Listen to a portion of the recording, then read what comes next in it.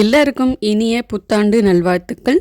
இன்னைக்கு நம்ம ஒரு 3 பொருள் மட்டுமே வச்சு ஒரு சூப்பரான அல்வா ரெசிபி தான் பார்க்க போகிறோம். இந்த அல்வா சாப்பிட்றதுக்கு ரொம்பவே நல்லாயிருக்கும். டிஃப்ரெண்ட்டான ஒரு டேஸ்ட்டில் இருக்கும். அது மட்டும் இல்லாமல் இதில் வெள்ளை சர்க்கரை, நெய் எதுவுமே பயன்படுத்த போகிறது கிடையாது. ரொம்ப ரொம்ப சூப்பரான இந்த டேஸ்டியான அல்வா ரெசிபியை பார்க்கறதுக்கு முன்னாடி அமல் ஹாபிஸ் சேனலை யாரும் சப்ஸ்கிரைப் பண்ணாமல் இருந்தீங்கன்னா சப்ஸ்கிரைப் பண்ணிக்கோங்க. பக்கத்தில் வர பெல்லைக்கனையும் கிளிக் பண்ணிக்கோங்க. சேனலில் நிறைய வீடியோஸ் குக்கிங் ரெசிபிஸ் எல்லாமே அப்லோட் பண்ணியிருக்கேன். தேவைப்பட்ட செக் பண்ணி பாருங்கள். பிடிச்சிருந்தால் லைக் பண்ணி ஷேர் பண்ணி சப்ஸ்கிரைப் பண்ணி சப்போர்ட் பண்ணுங்கள். இப்போ வாங்க இந்த ரெசிபிக்கு போகலாம். முதல்ல ஃபஸ்ட்டு ஒரு மிக்சிங் பவுலில் 1 கப் அளவுக்கு கோதுமை மாவு, கொஞ்சமாக தண்ணி ஊற்றி நம்ம எப்போதும் சப்பாத்தி மாவுக்கெலாம் பிசைவோம் இல்லையா, அந்த மாதிரி நல்லா பிசைஞ்சிட்டு இந்த அளவுக்கு பிசைஞ்சிக்கோங்க. பிசைஞ்சிட்டு நம்ம எந்த கப்பில் மாவு எடுத்தோமோ அதே கப்லேயே ஒரு 2.5 கப் அளவுக்கு இந்த மாவு நல்லா மூழ்கி இருந்தால் மட்டும் போதும். தண்ணி ஊற்றி ஊற வச்சுருங்க. அப்படியே ஒரு 2 மணி நேரம் ஊறட்டும். 1 கப் அளவுக்கு கோதுமை மாவுக்கு 2 கப் வெல்லம் எடுத்திருக்கேன். அது கூடவே 1 கப் தண்ணி சேர்த்து வெல்லத்தை நல்லா கரைச்சி மட்டும் எடுத்துக்கிட்டால் போதும். இதில் பாகுபதம்லாம் இதுவும் பார்க்கறதுக்கு தேவையே கிடையாது. வெல்லம் கரைஞ்சி அதை வடிகட்டி எடுத்துக்க போகிறோம். இப்போ வெல்லம் இந்த அளவுக்கு நல்லா கரைஞ்சி வந்துச்சு பாருங்கள். இது அப்படியே இருக்கட்டும். இப்போ மாவு நல்லா 2 மணி நேரம் ஊறிருக்கு. இது அப்படியே நல்ல கையால் பிசைஞ்சிட்டு பால் எடுத்துக்கலாம். உங்களால் எந்த அளவுக்கு பிசைய முடியுமோ அந்த அளவுக்கு நல்லா பிசைஞ்சிட்டு கடைசியாக அந்த மாதிரி சக்கையாக வரும். அது வரைக்கும் நல்லா பிழிஞ்சிட்டு இந்த பாலை மட்டும் ஒரு கண்ணாடி பாத்திரத்தில் ஊற்றி வச்சுக்கலாம்.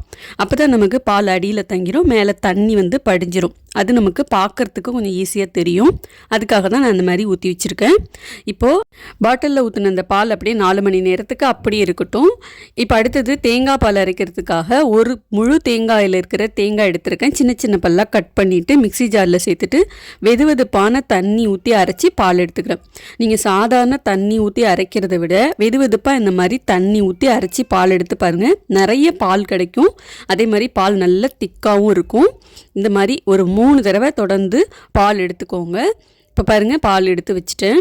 இப்போ அடுத்தது நம்ம எடுத்து வச்ச இந்த கோதுமை பாலில் மேலே தண்ணி படிஞ்சிருக்கு, அடியில் பால்லாம் தங்கியிருக்கு பார்த்தீங்களா. இதில் மேலே உள்ள தண்ணியை மட்டும் அப்படியே வடித்து எடுத்துக்கணும். நமக்கு இந்த தண்ணி தேவை கிடையாது.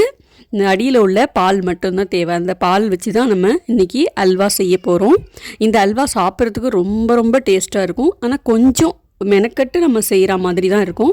ஆனால் டேஸ்ட் வைஸில் பார்த்திங்கன்னா ரொம்ப ரொம்ப சூப்பரான ஒரு டேஸ்ட்டில் இருக்கும். இப்போ இந்த மேலே உள்ள பால் மட்டும் நான் வடித்து எடுத்துக்கிட்டேன். இப்போ இதை செய்யறதுக்கு நான் நான்ஸ்டிக் கடாய் தான் யூஸ் பண்ண போகிறேன். நீங்கள் அப்படி இல்லைன்னா அலுமினியம், அப்படி இல்லைன்னா அடிகனமான பாத்திரம் கூட எடுத்துக்கலாம்.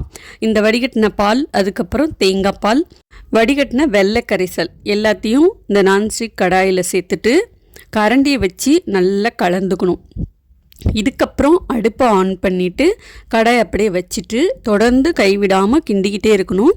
இந்த அல்வா பதம் வர்றதுக்கு சரியாக 1 மணி நேரத்துக்கும் மேலேயே ஆச்சு. எனக்கு சரியாக எவ்வளோன்னு கணக்கு பண்ணி சொல்லணுன்னா 1 மணி நேரம் 15 நிமிஷம் ஆச்சு. தொடர்ந்து 1 மணி நேரம் கிண்டிகிட்டே இருந்தோம்னா கை வலிக்க ஆரம்பிச்சிரும். ஸோ வீட்டில் வேறு யாராச்சும் இருந்தாங்கன்னா அவங்களோட சேர்ந்து செய்யுங்க. 2 பேரும் மாற்றி மாற்றி செய்யும்போது நமக்கு அந்த அளவுக்கு டயர்ட்னஸும் தெரியாது, வலியும் தெரியாது. முந்திரியை சின்ன சின்ன பீஸாக கட் பண்ணி இது கூடவே சேர்த்துட்டு தொடர்ந்து கிண்டிகிட்டே இருக்கணும். இடையில கிண்டாமல் கொஞ்சம் நேரம் கூட விட்டுட்டிங்கன்னா அடியில் அப்படியே அடி பிடிக்க ஆரம்பிச்சிரும். இந்த மாதிரி தேங்காய் பால் எல்லாமே நல்லா உறிஞ்சிட்டு மாவு வெந்து ஒட்டாத ஒரு பதத்துக்கு வருது பாருங்கள். இந்த மாதிரி நல்லா சுழட்டி விட்டிங்கன்னா அடியில் ஒரு லேயர் மாதிரி படியும். இதுதான் சரியான பதம். இப்போது நீங்கள் கடாயில் எந்த பக்கம் சுழட்டி விட்டாலும் நல்லா ஒட்டாமல் வரும். இதில் நம்ம கொஞ்சம் கூட நெய்யே சேர்க்கலை.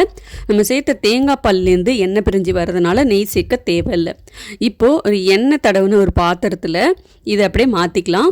இன்னொன்று பார்த்திங்கன்னா, இந்த அல்வா நம்ம சரியாக செஞ்சுருந்தோம் அப்படின்னா இந்த மாதிரி மடிப்பு மடிப்பாக விழும். இதுதான் சரியான பதம். பொதுவாக அல்வா அப்படின்னா நிறைய நெய் ஊற்றி தான் செய்யணும், முந்திரி திராட்சை எல்லாம் போட்டு தான் செஞ்சால் தான் நல்லாயிருக்கும் அப்படின்னு தான் நம்ம நினைப்போம் இல்லையா. ஆனால் இந்த அல்வாவுக்கு நெய்யே தேவையில்லை. ஈவன் முந்திரி பருப்பும் நீங்கள் தேவைப்பட்டால் போட்டுக்கலாம், அப்படி இல்லைன்னா கூட ஒன்றும் ஸ்கிப் பண்ணிக்கலாம்.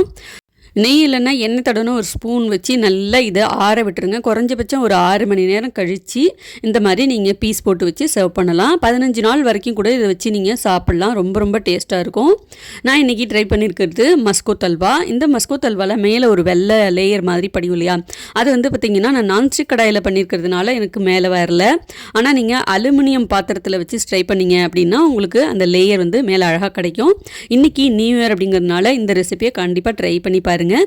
டேஸ்டியான இந்த அல்வாவை செஞ்சு நியூ இயரை கொண்டாடுங்க. வீடியோ பிடிச்சா லைக், ஷேர், கமெண்ட் பண்ணுங்கள். சப்ஸ்கிரைப் பண்ணி சப்போர்ட் பண்ணுங்கள். அடுத்து ஒரு வீடியோவில் பார்க்கலாம். பாய்.